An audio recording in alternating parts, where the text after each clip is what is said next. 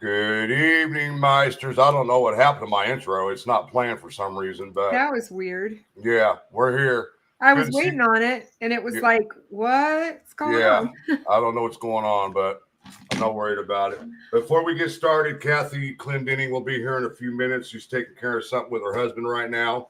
But I wanted to mention something real quick that somebody sent me a screenshot of a message that was put in Prof's community page talking about, do you understand what free speech is? I know exactly what free speech is, but what Prof is doing has nothing to do with free speech. He is violating the terms and conditions of YouTube. You cannot use anything off anybody's community page, off their videos without having permission. And he seems to not understand that. And I just wanted to get that out of the way. But let's give a shout Kev. out. Coach Kev's here. Oh, yeah, all the Flora people are here. Ruckus, good to see you. Rescue, good to see you. CJK, Karen Hicks, Miss Deb. No, get down. Loki, get down. What's going on, Gibbo? Thanks for Loki's gifting here. a membership to somebody. Let's see. Mark, good to see you. Let's see. Jinx.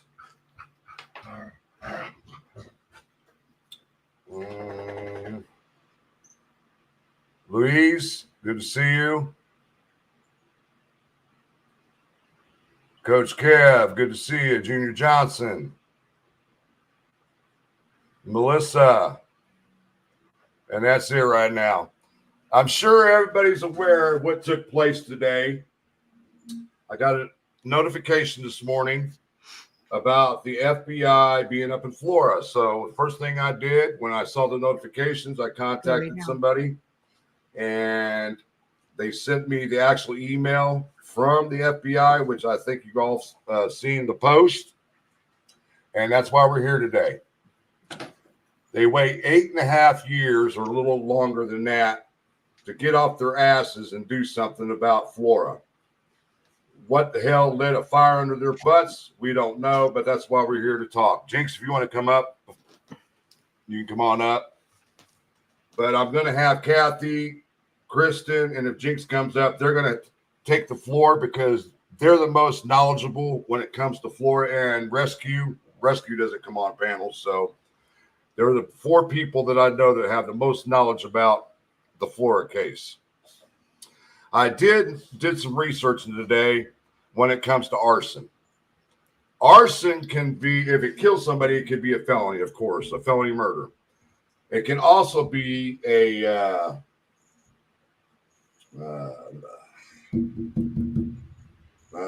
what's the other one? Not murder, but manslaughter. Manslaughter.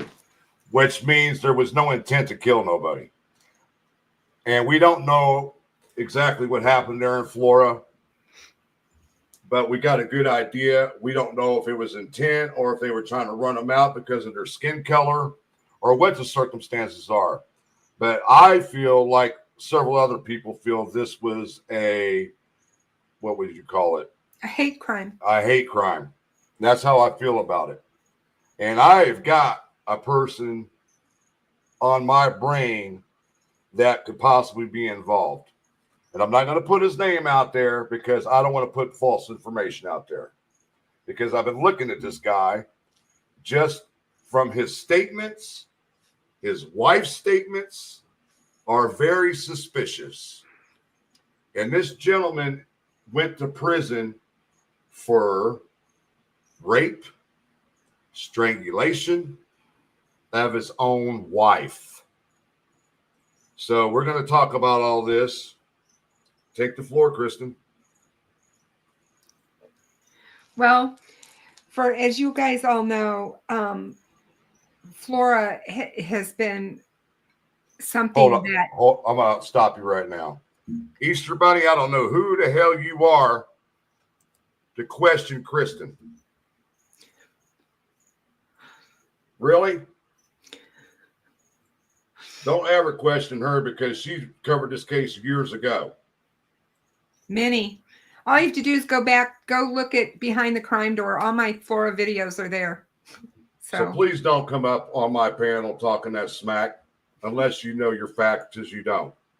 Go ahead, Kristen. So, as you guys all know, Flora is very near and dear to my heart. I've had Galen on my channel. She was so kind to appear with me, and we talked about her case. And I reached out to Cheryl McCullough. I think you guys remember when I had her on, and we talked about Flora, and we talked about what was the best way we could do to cover Flora, to get the word out and keep the case in the forefront of everyone's mind. Because in a lot of ways, people feel like it has become obsolete. It's like nobody cares anymore. It's, going to be 10 years next year. In 2026, it'll be 10 years. Yep, you're right. And we still have no resolution to this case. And so I'm like, well, what can we do? Well, Cheryl put me in contact with Nicole. And if you guys all remember, I had Nicole on. She is a firefighter with Atlanta Fire Department. She is also a fire investigator. And she became very interested in Flora. And we have talked about Flora a lot. And I talked with her this morning about what we found out. And she is pumped to know that the FBI is active. That is always a really good sign. I do believe, and you and I talked a little bit about this morning, when you have a county like Carroll County, who had Flora happen in November of 2016, and then in February of 2017, we had the Delphi case and Abby and Libby's murders. Hold on a second, Kathy. County, hold on a second. Kathy's coming up. Miss Clendenning, good evening. Hey, Kathy. Hi, guys. How are you, my dear? Hi, Kristen. How are you? I'm good. I'm good. How are you? It's good to see you. You too. I'm sorry you can't see me. All right. I am letting you two. I am letting you two ladies take the floor because, like I was saying earlier, Kathy, that you, Jinx, Kristen, and Rescue are the only people I know that know more about this case than anybody. So I'm letting you guys take the floor. Oh, well, thank you, Frank. I appreciate it. I also appreciate you doing the live tonight. With the news this morning, it was a little overwhelming, but I kind of already knew that the FBI had been involved for a little while, so it was exciting and sad at the same time that it's been 9 years. Yeah, exactly. And what I had started to say before Kathy came up is, when you have a county that has 20,000 people in it, as Carroll does, and you have Flora in this little tiny town, and you spend $50,000 to keep a 911 tape from becoming public, it says a lot about what must be on that tape that the county's trying to cover. Something is on that tape. I wish I knew. Something is on that tape, and I really feel I wish I knew. I am. Go ahead. Oh, I was telling you, I wish I knew what was on that tape. I had talked to some of Galen's attorneys in the civil case, and the female attorney that I talked to said she listened to it. She literally had to sign away her life to get to hear the 911, and she doesn't know that there was anything devastating on it, so she didn't understand. I wasn't able to listen to it, and she wasn't able to tell me what was on it, but for the civil case, there was nothing devastating, she said. And see, that's what's bizarre. Why would you spend $50,000 that a county doesn't have to take this to the Supreme Court if there's nothing on it, to keep it from coming public? Exactly. Kristen, I've always wondered. Yeah, it makes no sense. I wondered the same thing. With our county in the Delphi case, we should have saved that money. 911 should be public record. It is public record. Nobody that is in law enforcement that I've talked to about this over all the years has ever heard of 911 calls being taken to the Supreme Court to keep from becoming public. It makes me public record. it does make me wonder if there could be some racial slur in it, or they don't want you hearing it because you cannot hear the smoke detectors going off if there were smoke detectors in the house. But It's one of the two things. that doesn't make it's just weird because we are a different county with a different the county here is whole of Carroll County, and you have like tonight, Flora is having their monthly meeting, their city council meeting, but the council here in Delphi was actually the ones that voted for that to be, the Carroll County, the 911 is here in Delphi. Right. So, it's so odd, because it wasn't even the people in Flora. It wasn't even the homeowner, it wasn't anything. It was the Delphi people that kept it from wanting to come to fruition, which leads me to my next comment, which probably will get me in trouble. I was waiting for this because I know exactly what you're going to say. But over the years, I've often wondered what led Robert Ives to walk away from being a prosecutor in Carroll County at the height of the Delphi case and the Flora case. I mean, he had Flora first, then came Delphi. And in 2017, he announced, I'm done. I can't do this anymore. And I firmly believe in my mind that whatever led to this 911 thing led to him leaving. I do not believe whatever it was that he wanted messed up in. I don't think he wanted to be part of. And the more I think about it, the more I think of it as a hate crime. And there was a lot of mistakes made that night in Flora. And we listened to the dash cam video. When we watch that and that gut-wrenching video, and we hear Yoder running into the, to the fire house to get his turnout gear on, and you can hear him yelling at him like, what the hell are you doing? Why are you standing around? We have people in the house. The house is burning down. You know what I mean? It's like, what's going on, people? Has anybody, dealt with times like when the time, because Ruckus has got it right up here. Dispatch must have dropped the ball on the 911 call. Yeah, Cassie Hankins was her name, and Cassie fought real hard for that not to come out. Yes, she sure did. Cassie now works in Tippecanoe County as dispatch over there, but Cassie fought very hard. She didn't want that. So why? What if there's nothing on it that's damning? Okay, so there's no words or anything on it, then it's got to be time related. Oops. Right? I wish I knew. I mean, what else would it be? The only thing we have is that's what's making me wonder. That's making me wonder if there's a racial slur that was caught on that tape. Yep. Same. But I think the attorney would have told me that you have to realize that, when we went to the civil court, towards the end, and they were trying to, negotiate a settlement with Galen. It'd been this many years, and it's the second judge, and blah, blah, blah, blah, blah. The heirs they have no money. They're going to have to file bankruptcy, blah, blah, blah, blah, blah. So, all this stuff went on, and the judge is the one, the heirs asked for the home to be destroyed. Okay. Because the police had already released it. I sit there and I watch the attorneys in this case, and Flora, the town of Flora, had an attorney there.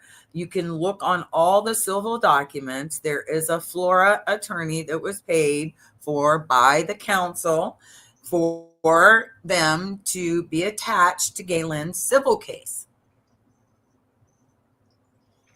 They wanted to know if they were going to be sued, and they were never sued. They were never sued. They were in any type of lawsuit.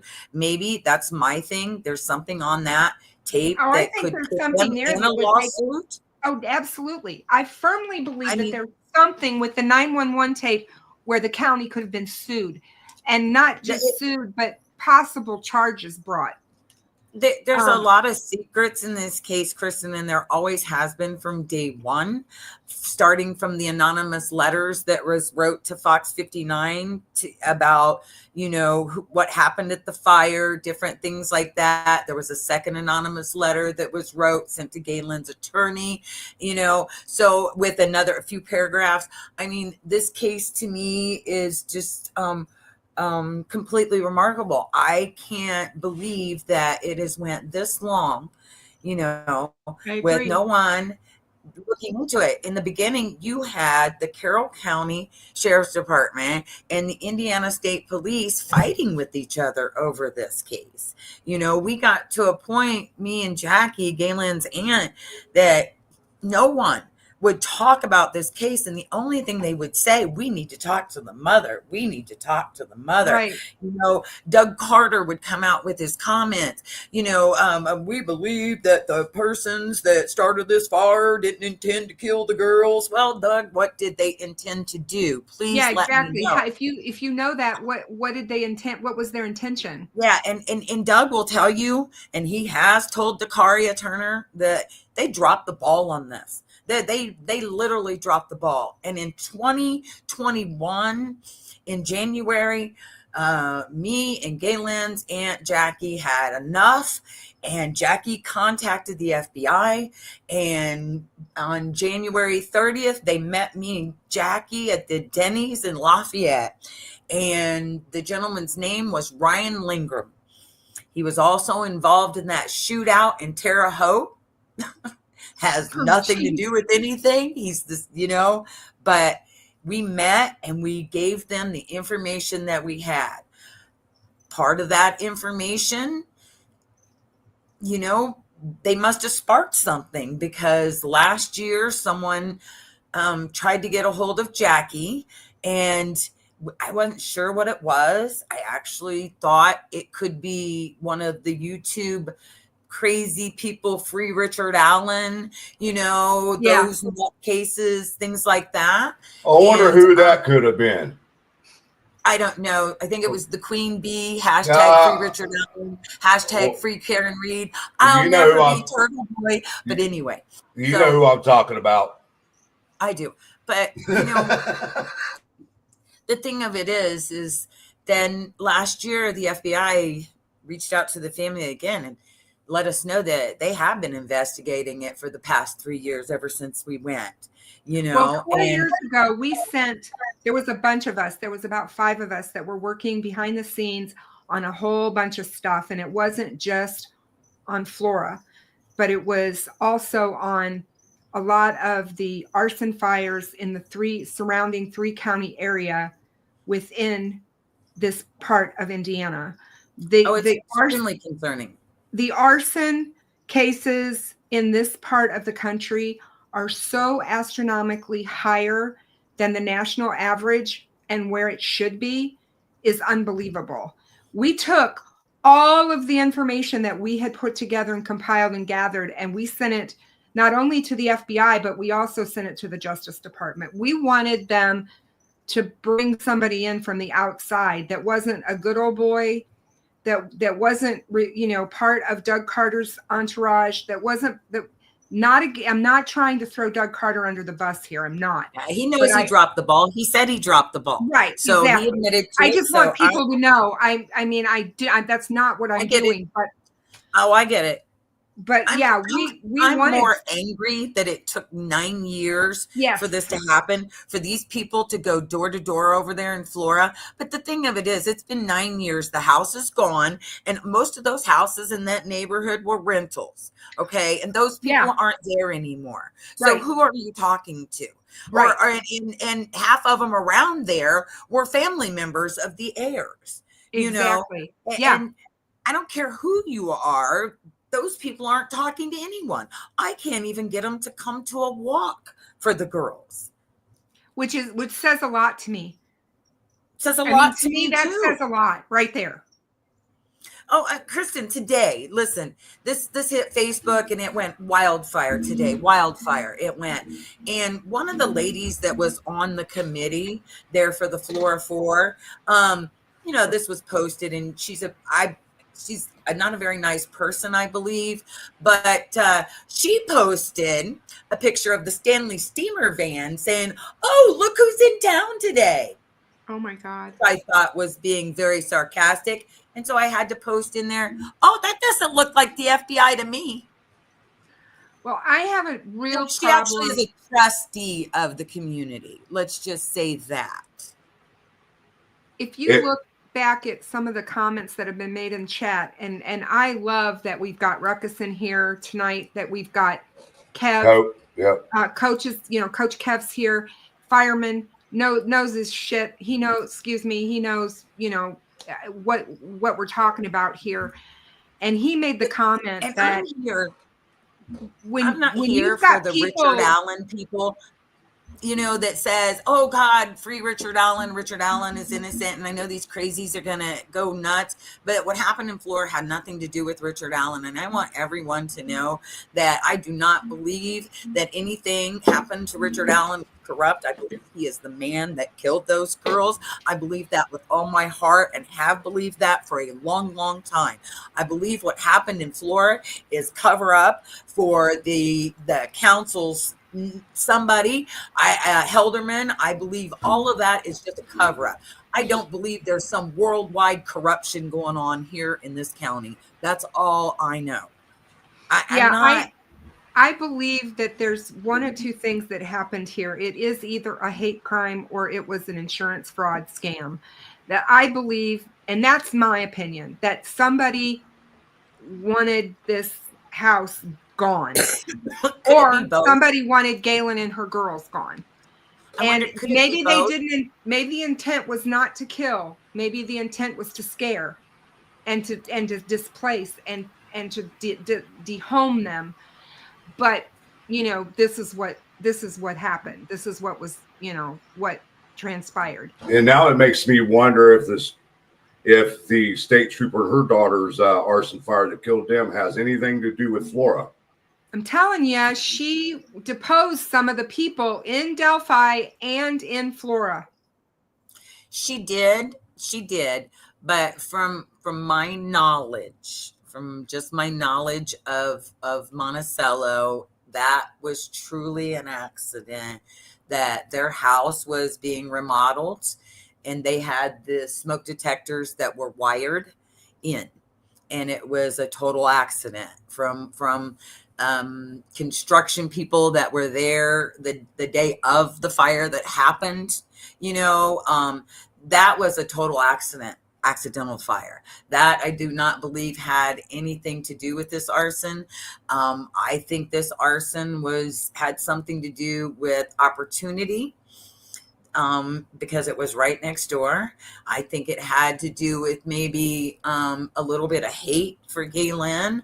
I believe you're naming the things off that I was suspecting. Somebody right next door. Oh, I believe that they might have been using drugs with someone that knows about fires and knows how to set fires, that I believe was on the fire department, because this is what I believe. And that's how that person got to the scene. He was the first person there, and that was Adam Randall and Adam Ayers. And for some odd reason, Adam Ayers was the second person trying to save the girls, because Galen was the first and was very overwhelmed by smoke and was outside screaming for help. And then here you go, Adam Ayers. And in his deposition, him and Elizabeth were just laying there. There's a lot of things that don't make sense in their depositions for the civil case. So that's a lot of things that I hope the FBI are looking into. Absolutely. Is those. Yeah. When you've got a mother screaming in the front yard that her babies are right there and she's pointing at the window, screaming that they're up there, somebody help me.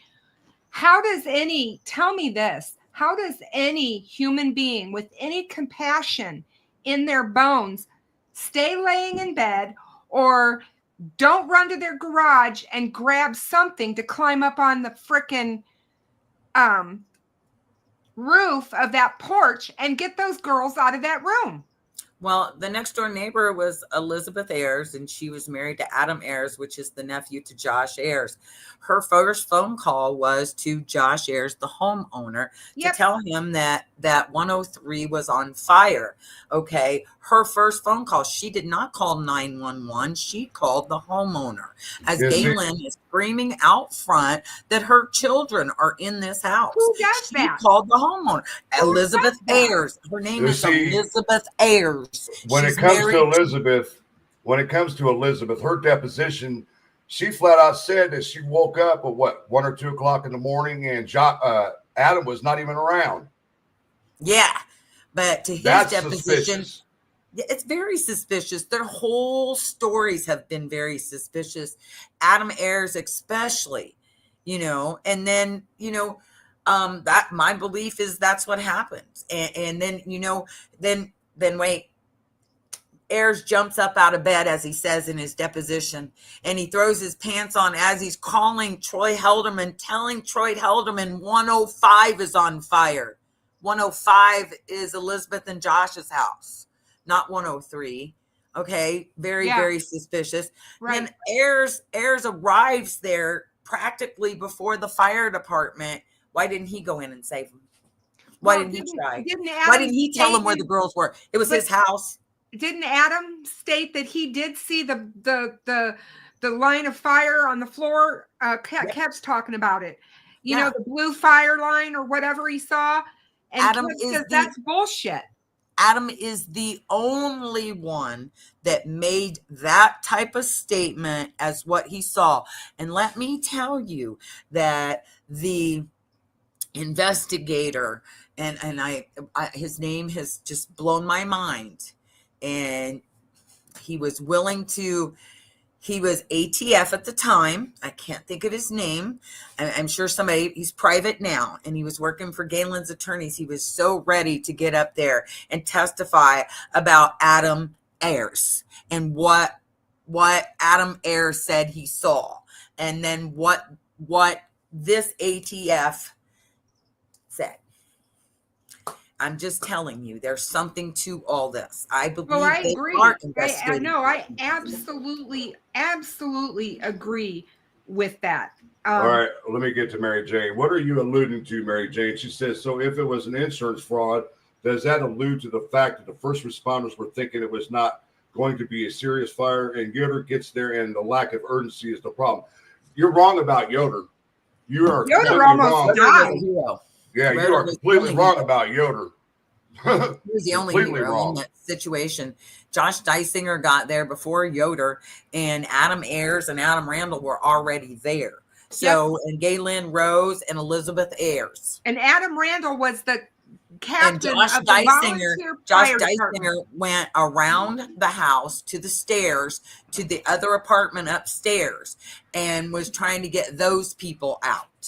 Okay, and I believe, now I just saw this on Facebook today from the lady that lived dead behind him. Her girlfriend was the firefighter, and she just posted on Facebook that she thought she saw 3 people coming out of the upstairs apartment.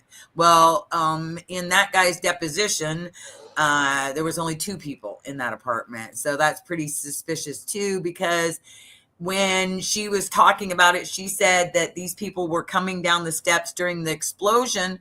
Well, it couldn't have been Josh Dysinger with them because he was in the house saving Adam Ayers. He was saving Drew Josh Yoder. Dysinger. Yeah, Drew Yoder. He was in there. So he couldn't have been coming down the stairs. And maybe Kev can speak to this, but something happened when Yoder went back in the house the second time. Because he's in that house for not very long, and all of a sudden there's the huge explosion, and you hear him. And then there's 3 people coming down the steps. You hear him screaming, and I mean, literally, it was gut. That is so gut wrenching.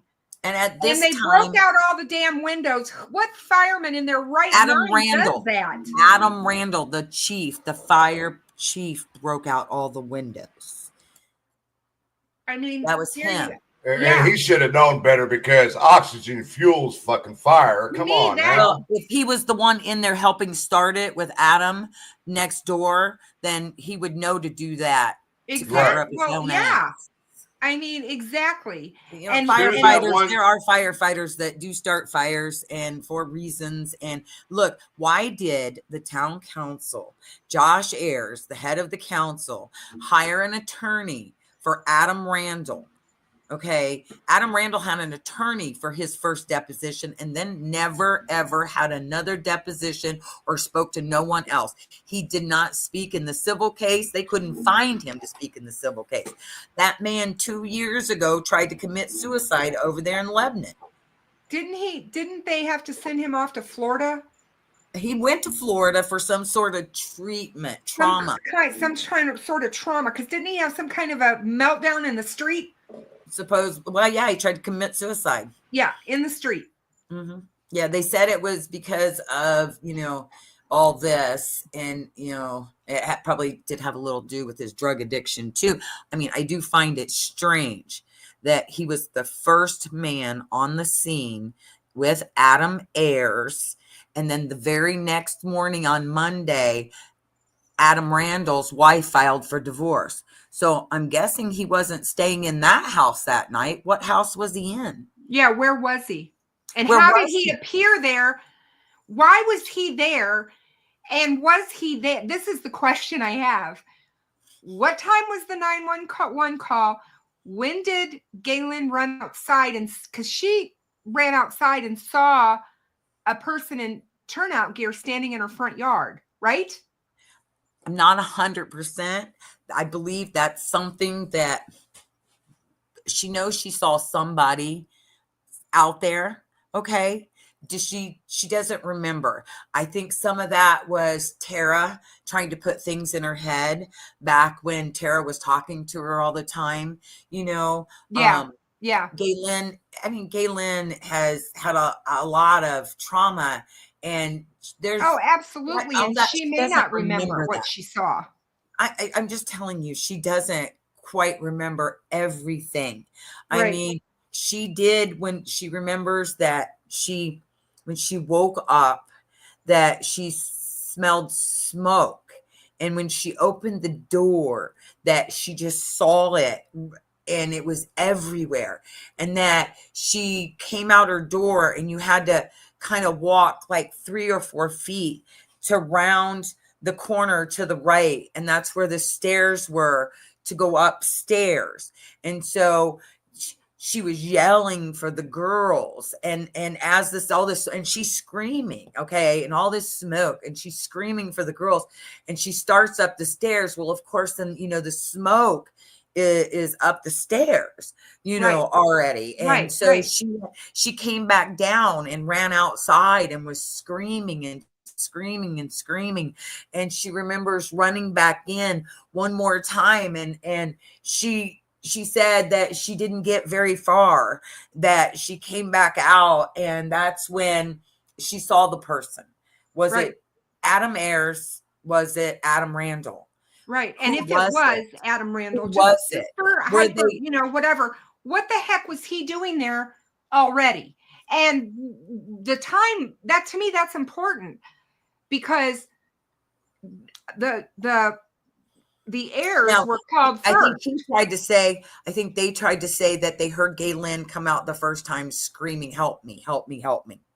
That's, Where was Adam Randall, though? Why would he have been in his turnout gear? Where was he? I don't know. And I don't remember seeing Adam Randall in his turnout gear on the scene. I mean, there's many pictures. And if you look in the deposition, Josh Ayers is asked, did you see Adam Randall on the scene? Oh, there was many Randalls on the scene. That's not an answer. Randalls are on the scene. That's not an answer. Many Randalls on the scene. There was Adam Randall, and Denny Randall showed up later, and no other Randall was on that fire department that came. And if they did, they came later, because they do have cousins that work on other fire departments. I will not mention their names around this community. The Randalls do?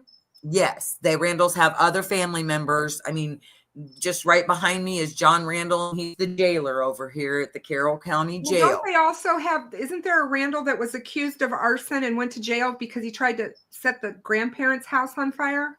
Yes, that is Denny's nephew. Okay, that's what I thought. Yeah, that's Denny's nephew.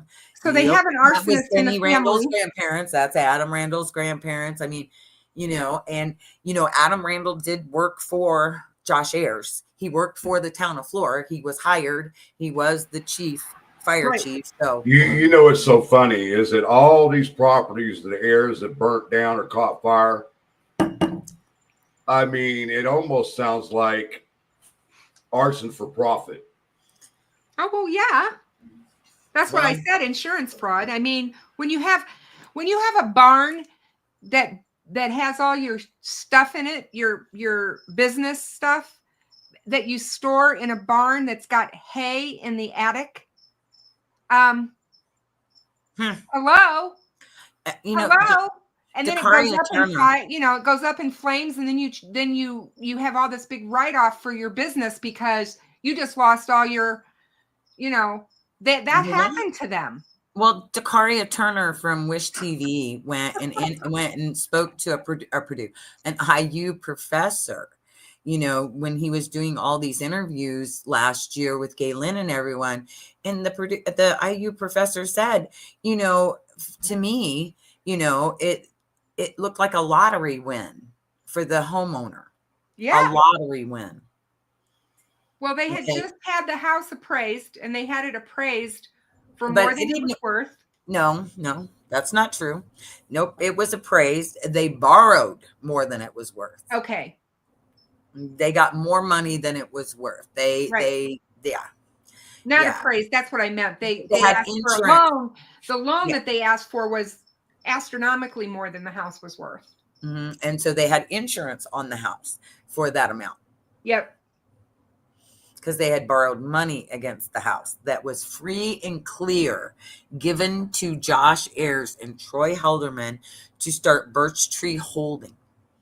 And they have other holding companies that they all have on their own. It's like a little racket they have going on over there in Flora, these rental places. All of them are the same. All the landlords over there. It's pathetic. I want to tell you, the house that Patrick Westfall lived in over there behind Gay Lynn had caught fire prior to him moving into it. Go figure. And he had a different slumlord than Josh Ayers. And all these slumlords have been talked about in these council meetings here in Delphi. And,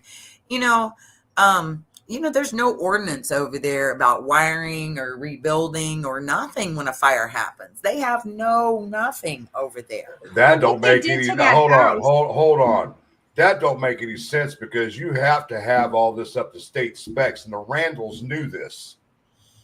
Well, there's a ways around a lot of things.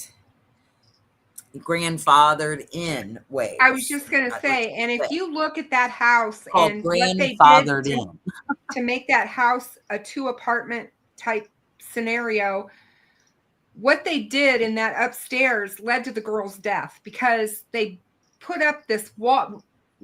And again, Kevin could speak to this better than me, but you got to be careful when you start adding walls and creating, new areas within a home, because you can make it a fire trap. And it sounds to me like that's kind of what happened. The upstairs became a fire trap. There was no way for them to get out. There was only that way for them to get out, those stairs. There wasn't a way to get out, you know what I mean, except for the window to jump. Hey, hold on. Hey, Coach Kev, if you're still in the chat, man, why don't you come up and explain how all that works? I'll put the link back in here. Just come up for a minute and explain how all that works. Because that's, they put up those walls. They put up some weird wall upstairs to make that into that 2-bedroom thing. And my confusion is the explosion that happens. So they say that there was an explosion that happened out the dining room window as those people were coming down the stairs, as the 2 upstairs tenants were coming down. Oh, you can see it. Yeah, you can Okay, see that on the dash cam. okay, so now you can also see that the fire started on the very back porch. You can also see that there was a kitchen. You can also see there was a stove dead next to the door where the gas stove at that. So where was that explosion? Yeah. Help me. Where was that explosion? There was nothing in that dining room. What sat at that window was a dining room table. I know because I sat at that table with them discussing making curtains for those windows that were broken. Yeah, I'm bewildered on what exploded. I know that they can that window. I know that they can have. All right, I got Coach coming up. Good, because. Hey, Coach, good to see you, bud. Hey, Kev. Where's your mic, bro? Hey, Kev. Hey, bro, where you at? Hey, everybody. Kristen, Frank, Kathy, good to see you. Hi, Good Kev. Hold on a second. Hold on. Can you hear me? Yeah. Yes. Oh, congratulations. Yeah, no kidding. Kev, can you explain what happens in a fire when the fire? Oh, he's gone. He'll be back. He'll be back.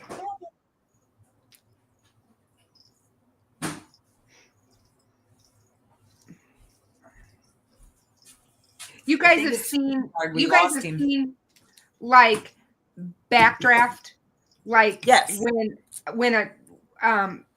when a fire, like if you open a door, that's why they tell you not to feel if the door is hot, you don't open it because I think that can create some sort of an implosion or explosion type thing. That's what I was wanting Kev to talk about. He's here. Okay, I had to back out of YouTube, guys. I was on my phone too. I was watching the show, so can you hear me good? Yeah, we can hear you. Okay, excellent. What's up, Frank, Kristen, and Kathy? Yeah, I have a couple minutes real quick, but I will explain it to you. So we see that a lot here in McKeesport. Someone buys a house and they want to make it a rental property, and it's a house that used to be a nice, 4 or 5 person house, and they split it up into units, and they make what's called, we sometimes call them party walls, and they're just an interior wall to block off 2 units. And then when you start to do that, there's staircases that go nowhere, and there'll just be a wall that shows up. So it's dangerous to firemen. It's dangerous to occupants too, because like Kristen was saying, as that fire advanced up the steps, when you see Yoder on the steps, he's on his back, his pass alarm's going off. There's some kind of explosion or something. Something happens on that step. That fire would have went down that hallway. It wouldn't have gotten that hot. It wouldn't have produced that much smoke. It still would have burned, but it would have went down a hallway to where the other apartment was at. It would have split itself up. It wouldn't have went right there and stop against that wall. So, these things happen and they need to you take account of them. And most people don't think of them. We think of them because they're dangerous to us, but it 100% makes fires hotter, because that place is split up, and even that common party wall with drywall is going to keep that fire for maybe 15 or 20 minutes. So it's a huge difference when you start messing with houses like that. Right. And that's what I thought as well. And I felt that way when I saw the breakdown of the house afterwards, the interior of it, and they showed all that. And I was just like, that was a fire trap up those stairs, because he didn't realize that he had to go up another step and then turn to the left, right, Kathy? To the left. Right. He couldn't figure that out, and he couldn't see it because it was so. He didn't know. He didn't know the house. Drew Yoder did not know the house. So exactly. So this, Coach, this is okay, because I've talked to the fire chief over there, Todd Trent, and I've talked in extensive about a lot of things. And when Drew Yoder was going up those steps, at some point, Adam Ayers threw a rock through the girls' bedroom window. At some point while this is going on, Drew is in the house. This is when this happened, because this was told to me by Todd Trent. Could the girls have opened the bedroom door and it caused that type of backdraft explosion out the dining room window? The flashover. I would say no, based on their locations where they were found. I don't think so. I never heard him throwing a rock through that window at that same exact time.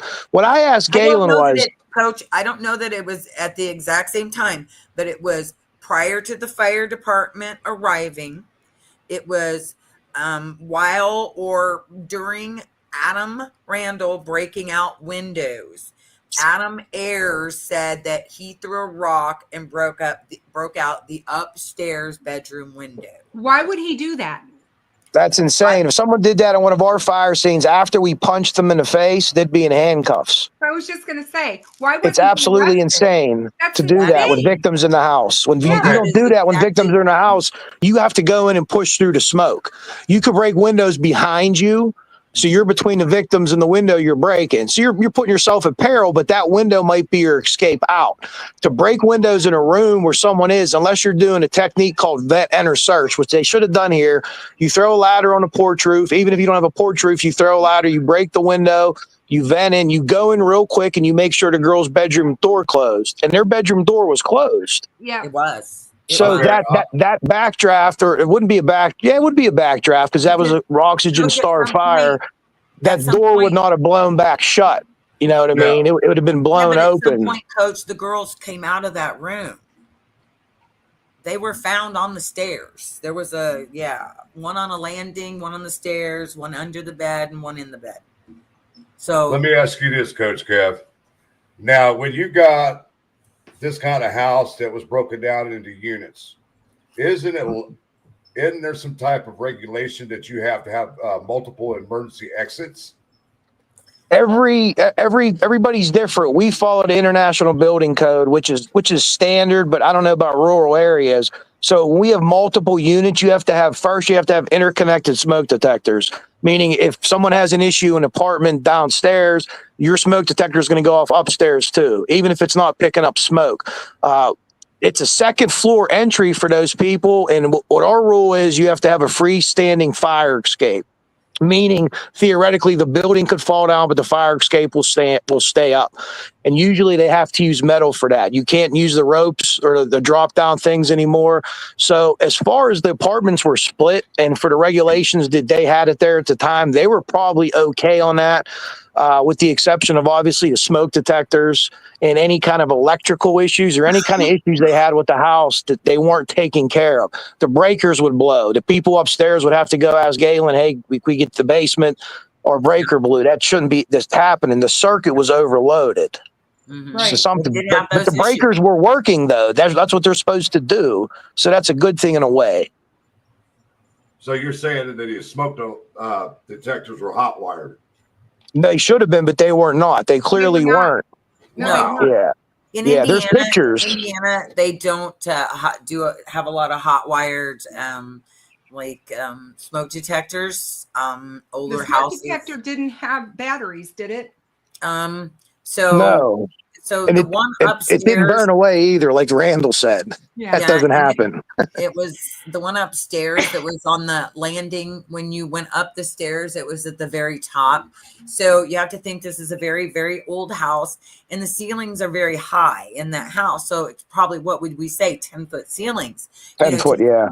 At least. And so there was no batteries in the smoke detector. And in the deposition, and I have that Galen, the batteries were taken out. Well, Galen would have had to own a ladder. What's the law in Indiana about fire retardant walls? They don't have one.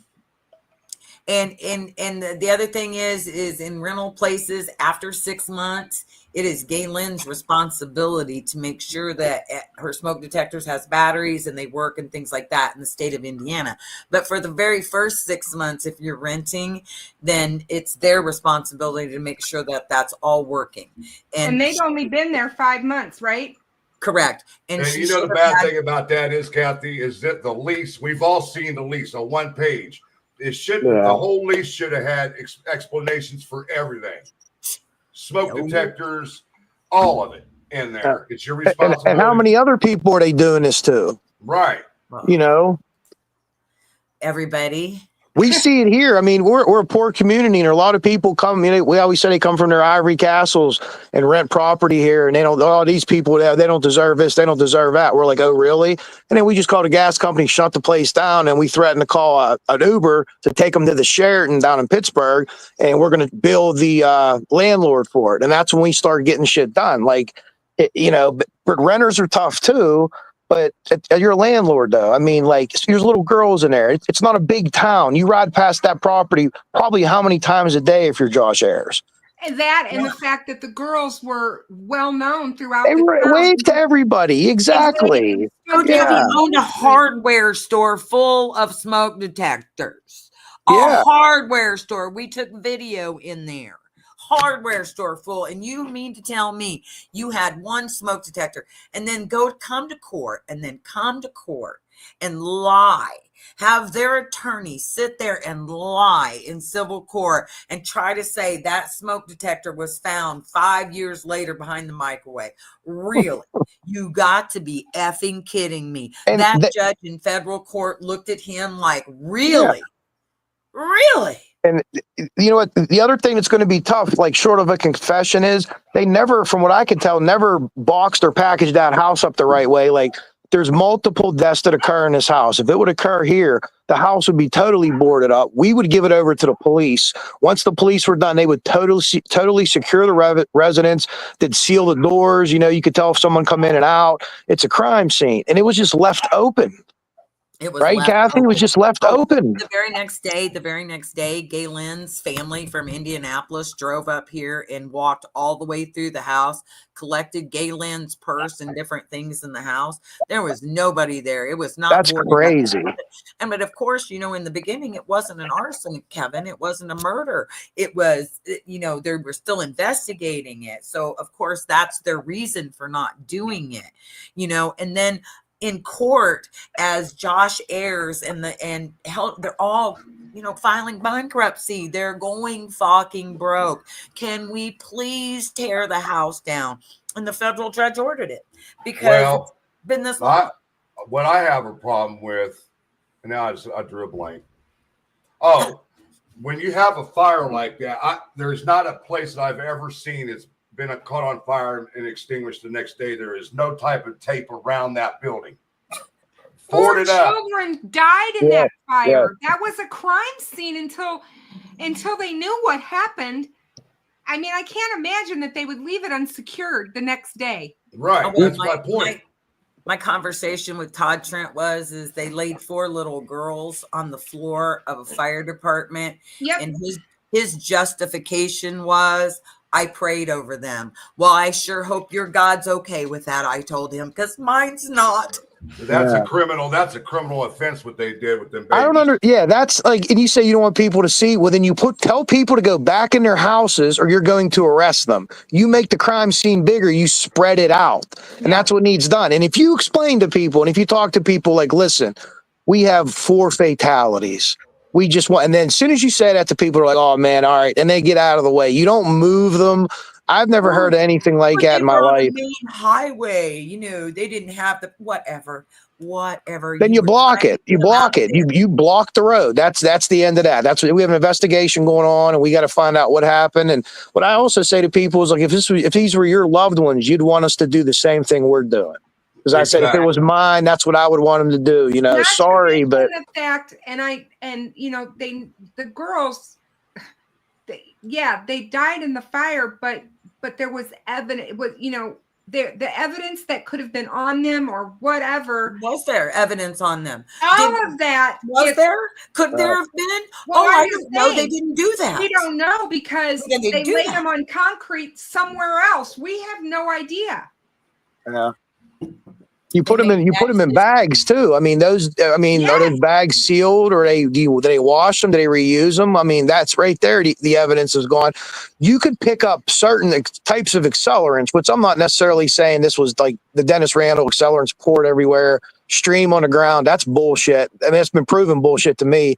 But there could be things that it gets up in the air, gets up in the smoke, and it'll land on you. And you could pick up different types of accelerants through actual smoke. You don't even necessarily have to get burned by flame or touch the accelerant. And they could pull, certain things out of there and say, hey, look, we have a something petroleum based, or we have a hydrocarbon, or whatever it is. Didn't So they say yeah, that but the fire was enormously hot? It was not a normal accelerant that was used. Yeah, well, the biggest accelerant in the fire was breaking that front window. The fire department, yeah, you see it. Yeah, That's the worst accelerant for firemen. The worst thing's a windy day. A really windy day almost burned our town down in the 70s, and there was nothing we can do. Oxygen is what a fire needs, right? It's air, just atmospheric air. Oxygen's O2 or whatever.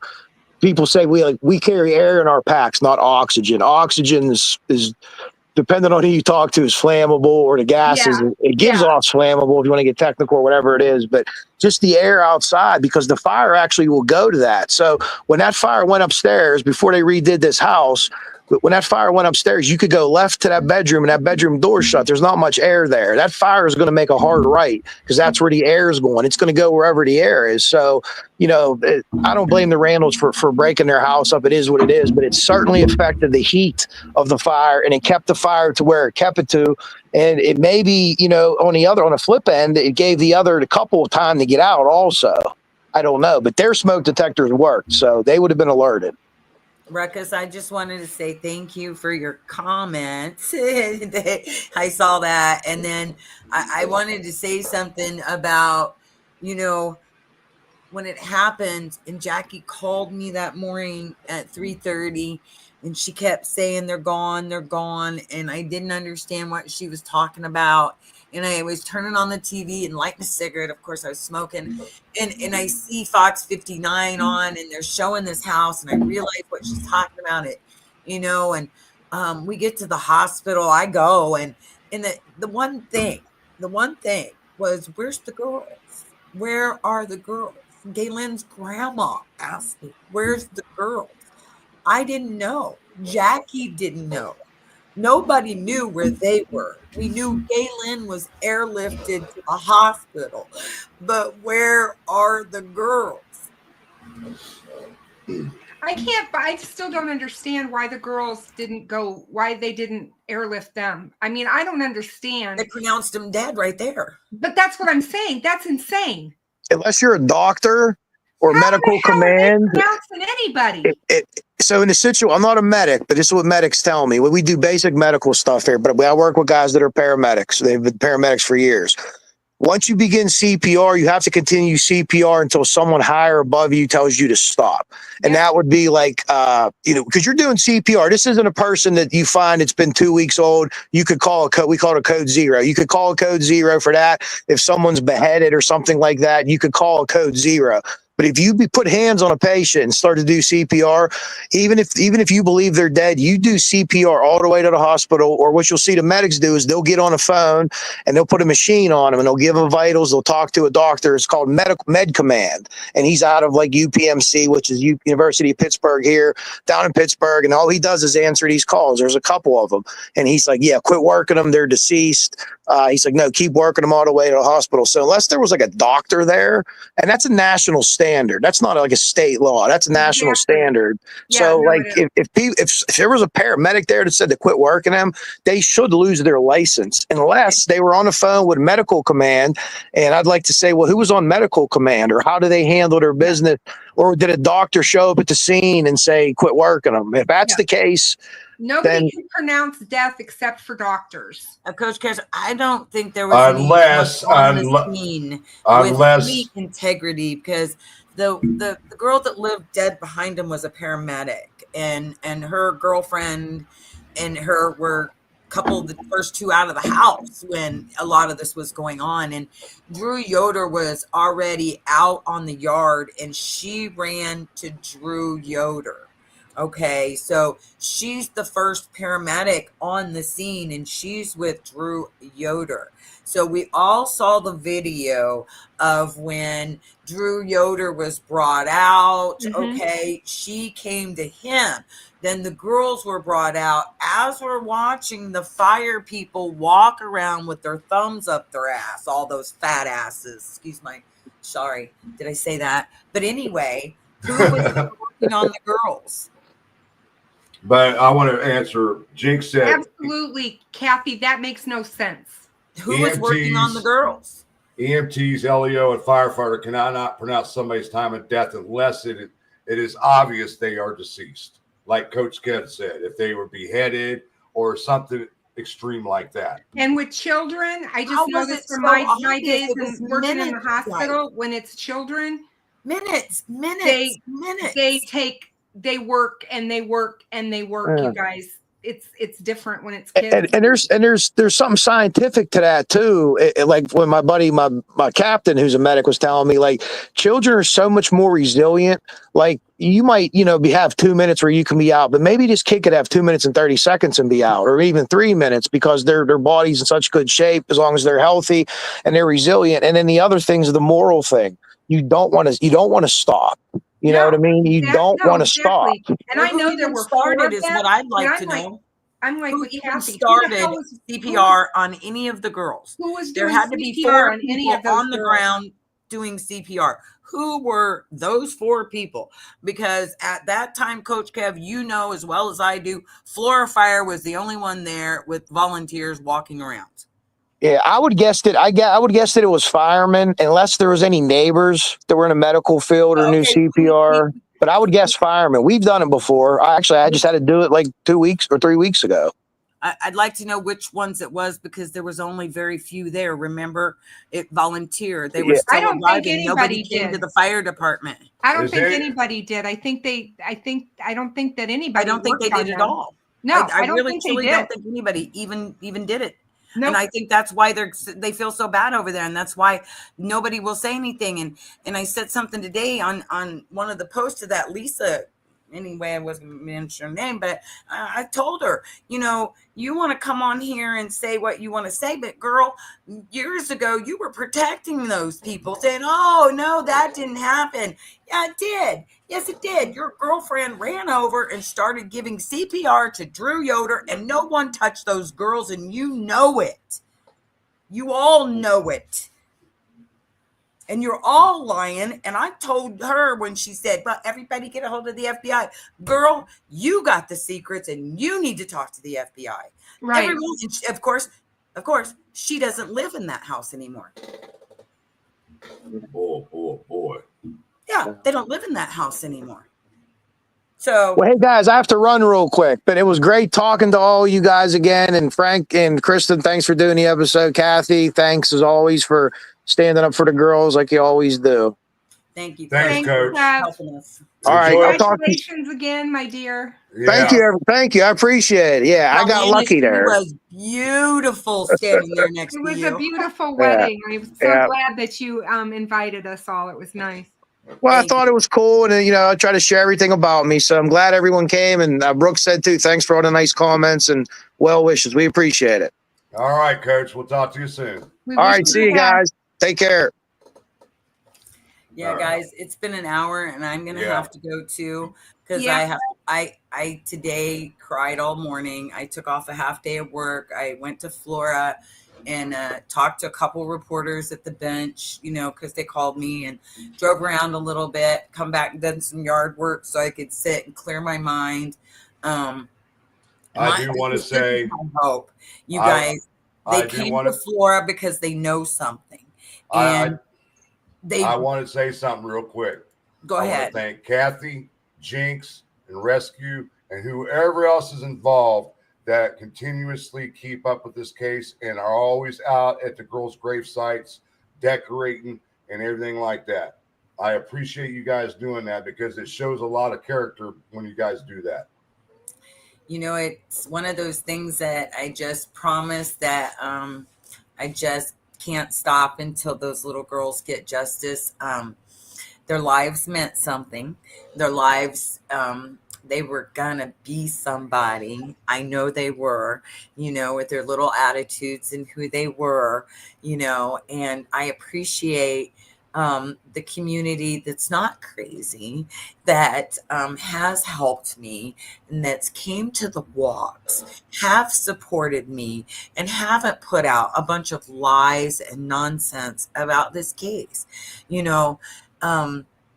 Things happened in the past, and the future for me is the FBI is going door to door, door to door. Finally. Yeah, it only took almost 9 years, but better But, late you know, than Kristen, better late than never, because these girls and Galen deserve justice. And Galen has been put through hell, absolute hell, not only in the loss of her children, but because people pointed fingers at her, called her everything under the book, that she was responsible for this, that she actually did this. And it took 7 years for oh, what's his name? We were just talking about Richard him. Allen. No, Doug Carter, to finally come out and say she had nothing to do with this. Well, that She's was not a Dakaria suspect. Turner Preston and Steve Brown. Dakaria from Wish 8, Steve Brown from Fox 59. These people have done nothing but stay with me and call me and try to stay on top of this case. And a long time ago, Asha Husney, she was with Fox 59. She right now is a Fox national correspondent reporter for the Congress, but she always told me, Kathy, never stop saying their names. Yes. Do not let that happen. Lauren Spears, it just went away, and people stopped talking about Lauren Spears. And that's what happens. It becomes a nothingness. It does. And without you guys, and just so you know, I never knew you guys existed, Kristen. I never knew you ever looked into the case. I knew none of you guys.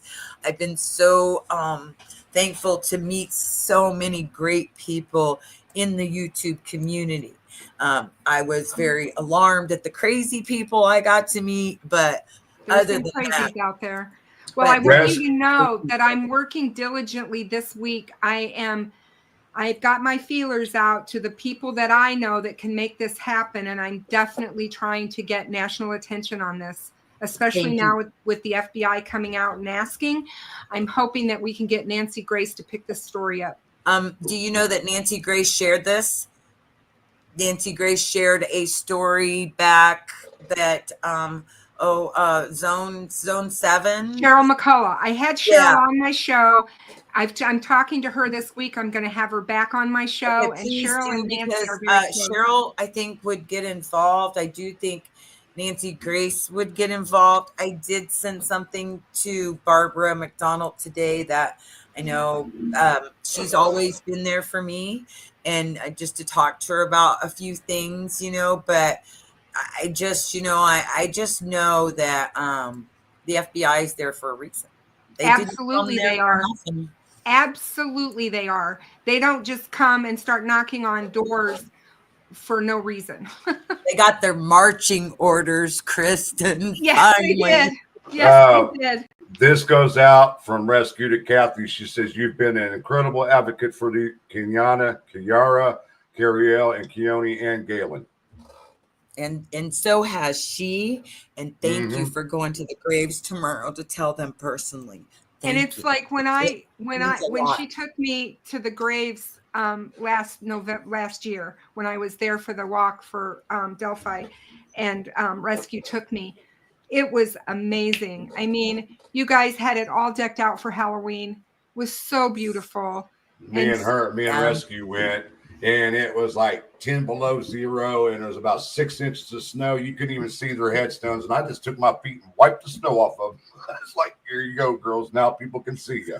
I just love the fact that you guys do that. It is so, as a mother who's lost a child, and my child's buried in Colorado, and you guys who know Gonzo, he visits my son's grave and puts flowers on it for me. To know that people are doing that when you're unable to, I can't tell you It means a lot, how doesn't much it? that It means a lot. means to me. Yes.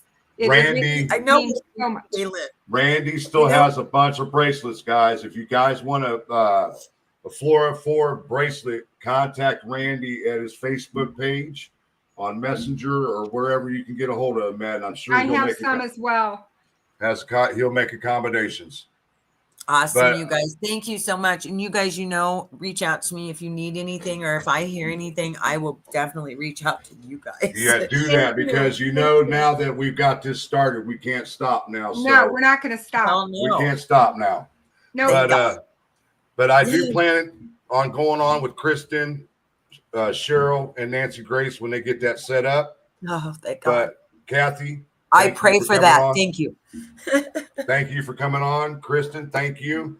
I want to Yep. thank my mods and everybody in the thanks, guys. chat. It was good to see everybody. And thanks, everybody. Please share this live stream. Tell people about Flora. Tell people about the girls. And Thank you. Gibbo, thank you for gifting a membership. Pam Hurst, thank you for the $5 super chat. It is greatly appreciated. But you guys know what time it is? Big hearts. Love you. Love you guys. Peace Bye. out. One love, guys. Good Bye. night. Good night, guys.